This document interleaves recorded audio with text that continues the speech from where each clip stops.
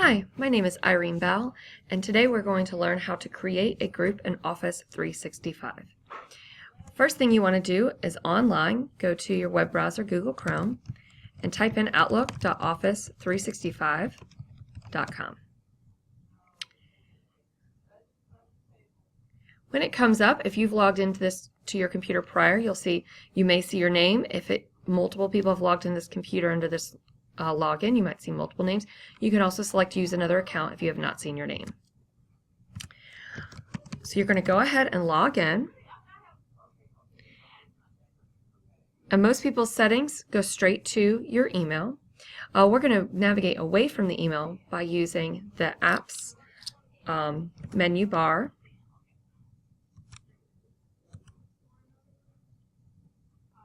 It looks very different than it did just a few minutes ago when I logged in.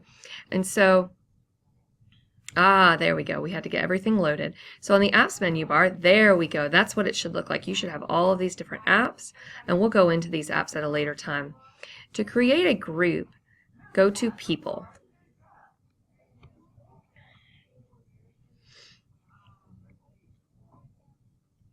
Once you're in People, and you'll see my groups here, a group allows you to store conversations. It allows you to share files and that kind of information within the email. At the top, select New. And we do not want a new contact, so I actually need to go to Groups and select the Create Group plus sign. And so that is a change. This just changed. If yours might still look a little different, mine just changed this week. So the new here is for my contacts. So for Groups, select Create Group. And on the right will pop up. You want to just choose a name. So I'm going to just say Example Group. And the ID is available. I can add a description. This is the important part for privacy. If you're creating a group that you want everyone in the district to access, if it's all first grade teachers, and you know that in the group you're not going to be putting out student information, you might just be sharing lesson plans and sharing lesson ideas, you'll want to make it public so that anyone in the district can see these first grade teachers. You can invite other first grade teachers to come in. As new first grade teachers come to the district, they can join the group by finding it. If this is going to be a school-wide group and you might be sharing student information, you might be emailing out student records or speaking about students or anything like that, you want to make it private. So only members, approved members, can see that. And that's very important, especially if you're sharing files or sending emails that are in a more private nature. The other thing you want to do in creating a group is subscribe new members. This is very important so that new members will get an email update. If you are not subscribed to the group, you will not receive an email about anything new in the group. It will just show up on your group menu bar on the left. And so a lot of teachers will say, oh, all these emails are coming through, but I'm not receiving them. I do have a video on how to subscribe yourself if you're in a group that is unsubscribed. When you have all this, you select Create. I'm not actually going to create it because I don't want this example. Actually, I could. I'm just going to call it Irene's Technology because I'll delete it later. Corner example, because Irene's Technology Corner is already taken.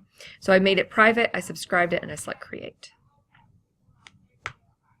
From here you can add members. So I'm going to add my coworker Susan Gray Greer, and I might add my other coworker Dawn Gardner to my group, and I can always add these later, so I can always select Not Now as well. And I just created my group. Within my group, you can see it is a private group. It has a welcome, start a conversation, view group files, use the calendar. So these are functions you can do within a group. So what I've seen that schools do is that they will have a calendar for the group, and they'll have all the certified staff, and they'll create a calendar. And on this calendar, they will, add meetings, and they will add podcasters, and podcasters. They'll add events, and they'll add things like that, and it will be sent out to everyone.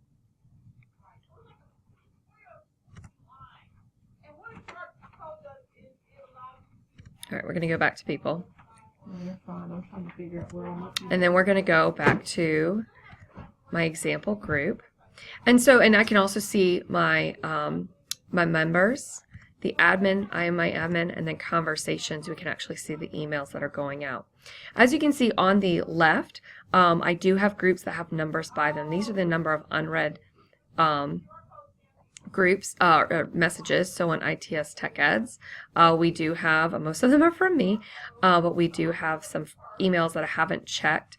And I can see I am subscribed to this group. If I select unsubscribe, I will not receive emails. If I go to Instructional Technology Services, I am subscribed to this group as well. It is a good rule of thumb to be subscribed unless you're going to be going into these groups every day.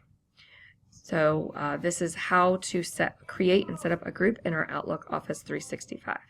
Have a good one.